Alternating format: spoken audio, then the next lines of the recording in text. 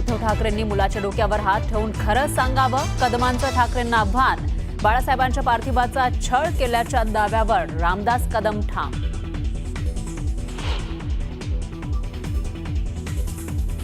भास्कर जाधवांकडून रामदास कदम यांचा छमछमदास कदम उल्लेख करत जहरी टीका. कुवत नसलेल्या माणसांकडून टीका सुरू. दसरा मेळाव्यामध्ये केलेल्या वक्तव्याचा भास्कर जाधवांकडून थेट समाचार.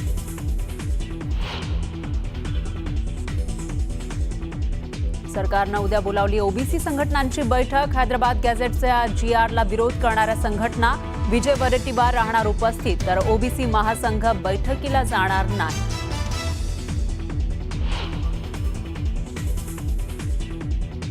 वंजारी समाजाला दिलेलं 2% आरक्षण रद्द करा. छुप्या पद्धतीनं आरक्षण लाभ घेणाऱ्यांवर कारवाई करा.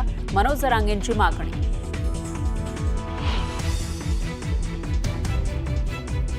नवी मुंबई महापालिकेमध्ये 14 गावांच्या समावेशावरून भाजपमध्ये जुंपली. कोणत्याही परिस्थितीमध्ये 14 गावांना पालिका हद्दीत राहू देणार नाही, नाईकांचं विधान. तर मंदा म्हात्रे 14 गावांच्या समर्थनात.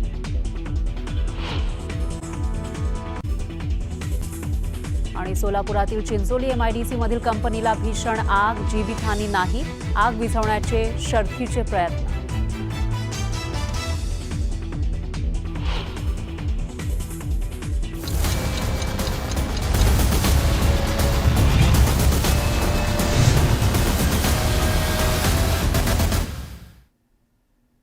नमस्कार, मी फराह खान. तुम्ही बघताय महाराष्ट्राचा number 1 Marathi news channel news 18 Lokmat आणि प्राईम टाईम बुलेटिनमध्ये आज दिवसभरातील सर्व महत्त्वाच्या घडामोडी आपण बघणार आहोत. सुरुवातीला एक मोठी बातमी आहे राजकीय वर्तुळातून. शिवसेनेच्या दसरा मेळाव्यामध्ये बोलताना रामदास कदम यांनी शिवसेना प्रमुख बाळासाहेब ठाकरे यांच्या निधनाविषयी धक्कादायक दावे केले.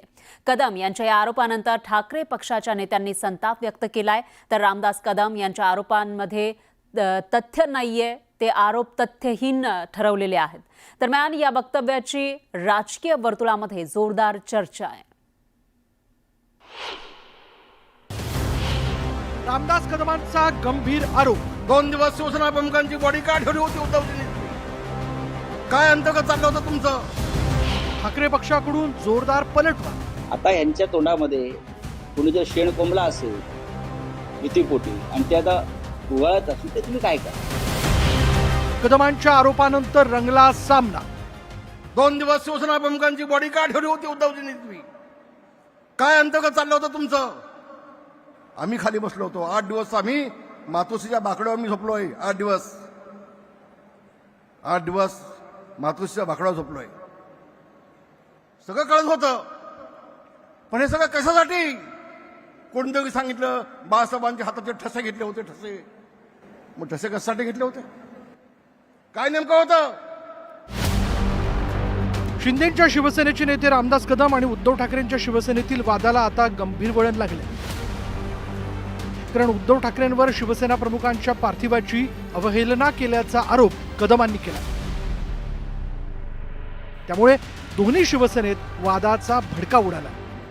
बाळासाहेबांचं मृत्यूपत्र कोणी केलं, कधी झालं, त्यामध्ये सही कुणाची होती, कोणासाठी माहिती? 17 नोव्हेंबर 2012ला शिवसेना प्रमुख बाळासाहेब ठाकरे यांचं निधन झालं होतं. त्या दरम्यान तो प्रकार घडल्याचा खळबळजनक दावा रामदास कदम यांनी केला. तसंच कदमांनी या वादात शरद पवारांच्या भेटीचा उल्लेख केला.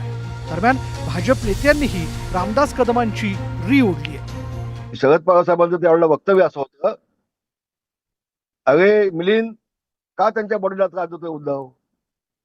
शब्द होते त्यांचे, मला अजून आठवत आहे. मी मातोश्रीमध्येच होतो. हे तुम्ही केलं पाप उद्धवजी, तुम्ही हे पाप केलंय. हो केलंय तुम्ही. आणि उसळा का होईना पण महाराष्ट्र जनतेला कळू देत तुमचे काय धंदे तुमचे ते. अनेक गोष्टी माझ्याकडे आहेत, मी अजून बोललो नाही, बोलणार देखील नाही. पण वेळ पडली तर सोडणार पण नाही, हे पण सांगतो आज. रामदास कदम साहेबांचा बाण अतिशय योग्य दिशेने चाललाय. याचं उत्तर दिलं पाहिजे. स्वित्झर्लंडच्या कुठल्या फ्लाईटवरून कोण येणार होतं, त्यासाठी कोण वाट पाहत होतं, कुठल्या कागदपत्रासाठी, कुठल्या प्रॉपर्टीसाठी उशीर केला, उत्तर उद्धव ठाकरेंनी दिलं पाहिजे. हातांचे ठसे देखील घेतले असं ते म्हणतात. हो, म्हणून उत्तर मागा ना. उद्धव ठाकरे, आदित्य ठाकरे, मातोश्री कोण मागितलं पाहिजे. कदमांनी थेट शिवसेना पक्षप्रमुखांच्या निधनाचा मुद्दा पुढे करत उद्धव ठाकरेंवर आरोप केल्यानंतर ठाकरेंच्या सेनेकडून त्याला जोरदार प्रत्युत्तर देण्यात आले.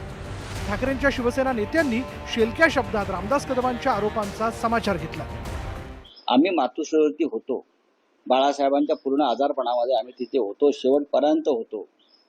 आम्हाला माहिती आहे. आता यांच्या तोंडामध्ये कुणी जर शेण कोंबला असेल भीतीपोटी आणि ते आता उगाळत असेल ते तुम्ही काय करणार? शिवसेना प्रमुखांना जाऊन एक दशक लोटतात. शिवसेना प्रमुखांना 100 वर्ष आता होत आहेत आणि अशा प्रकारची वक्तव्य करणं हा ज्या शिवसेनेनं तुम्हाला आम्हाला मोठं केलं, मी म्हणत नाही तुम्हाला आम्हाला मोठं केलं ज्या बाळासाहेब ठाकरेंनी, त्यांच्याशी बेमाने अशा प्रकारचं वक्तव्य करणं. प्रॉब्लेम असा आहे रामदास कदमांचा की उद्धव साहेब आजारी असताना उद्धव साहेबांनी अत्यंत विश्वासाने काम करण्याची सगळी अधिकार आणि पत्र एकनाथ शिंदेच्या नावे दिलं होतं आणि एकनाथ शिंदेंनी त्या पत्राचा दुरुपयोग करत वाया सुरत गुवाहाटी हा सगळा तख्त पलटवण्याचा प्रकार केला. त्यामुळे रामदास कदमांना वाटतं की त्यांनी जी गद्दारी केली सगळे तसेच असतील. त्यामुळे रामदास कदमांनी कदाचित हे सगळं बोलताना एवढी स्क्रिप्ट मनात आठवताना एकनाथ शिंदेने केलेली गद्दारी त्यांना जास्त आठवत असेल. हा वाद उफाळून आल्यानंतर रामदास कदमांच्या प्रतिक्रियेकडे सर्वांच्या नजरा लागल्या होत्या. पण रामदास कदम आपल्या भूमिकेवर ठाम असल्याचं पाहायला मिळालं. तसंच त्यांनी उद्धव ठाकरेंना आव्हान दिलं. उद्धवजी कपटी आहेत आणि मी सांगतो 2 दिवस शिवसेना प्रमुखांच्या बॉडीचा छळ उद्धवजींनी केला. पुन्हा मी आता जबाबदारीने बोलतोय, खूप जबाबदारीने बोलतोय. होऊन जाऊ दे एकदा. उद्धवजींची आणि माझी नायकोटीच होऊन जाऊ देत. दूध का दूध, पाणी का पाणी होऊन जाऊ देत. आणि तुम्हाला आज सांगतो, मी सगळ्या तुमच्या माध्यमातून महाराष्ट्राच्या जनतेला सांगतोय, मी कधी खोटं बोललो नाही, कधीच खोटं बोललो नाही. असं आहे की रामदास कदम ह्याला मी छमछमदास बामदास कदम म्हणतो. रामदास कदमच्या डोक्यावर परिणाम झालेला आहे. कारण इतके वर्ष बाया नाचवून सावली बारमध्ये म्हणतात ती करून ज्यांनी पैसे कमवले त्याचा बार बंद झाल्यामुळं त्याच्या डोक्यावर परिणाम झालेला आहे. रामदास कदमांसारखा मूर्ख माणूस हा महाराष्ट्रामध्ये नाही. शिवसेनेच्या फुटीनंतर दोन्ही पक्षांकडून सातत्याने एकमेकांवर टीका करण्यात येते. वार पलटवाराची एकही संधी सोडण्यात येत नाही.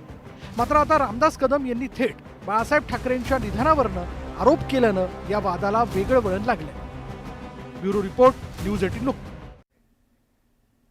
मुख्यमंत्री देवेंद्र फडणवीस यांनी उद्धव ठाकरेंच्या दसरा मेळाव्यामधील भाषणावर सडकून टीका केली. उद्धव ठाकरे यांच्या भाषणामध्ये विकासाचा एकही मुद्दा नव्हता. याच मुद्द्यावरून फडणवीसांनी ठाकरेंवर घणाघाती टीका केली आहे. उद्धव ठाकरेंचे आभार की त्यांनी माझे 1,000 रुपये वाचवले, कारण ते विकासावर बोलले असते तर त्यांना 1,000 रुपये देणार होतो, याचा पुनरुच्चार करत मुख्यमंत्र्यांनी उद्धव ठाकरेंचा चांगला समाचार घेतला. तसंच ठाकरेंचं कालचं भाषण नव्हतं तर स्वगत होतं असा टोलाही त्यांनी लगावला. दरम्यान उद्धव ठाकरेंनी दसरा मेळाव्यामध्ये केलेल्या भाषणावरून सुद्धा मुख्यमंत्र्यांनी टीकास्त्र सोडलं. उद्धव ठाकरे यांचे आभार मानेन की उद्धव ठाकरेजींनी माझे 1,000 रुपये वाचवले. त्यांनी नेहमीच्या पद्धतीने लोकांच्या संदर्भात, विकासाच्या संदर्भात, लोककल्याण कसं करणार, राज्याला पुढे कसं नेणार, BMCला पुढे कसं नेणार याबद्दल अवाक्षरही न काढता मी जे बोललो ते सत्य करून दाखवलं आणि माझे 1,000 रुपये वाचवले, त्याबद्दल आभार. पाहुयात पुढची बातमी. मनोज जरांगे पाटील यांच्या नव्या मागणीमुळे पुन्हा एकदा वातावरण